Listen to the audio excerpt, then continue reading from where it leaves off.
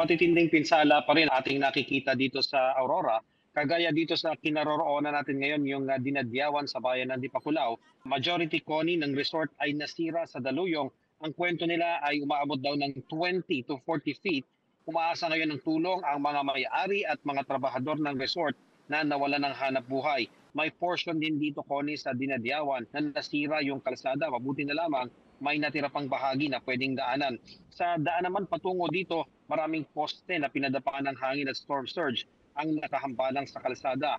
At mag-ingat sa mga kable dahil marami ang nakalaylay sa kalsada. Nakarating tayo sa ibang bahagi ng Dipakulaw dahil nadaraanan na nga ang nawasak na bahagi ng National Road sa pagitan ng Ampere at Titale sa Dipakulaw.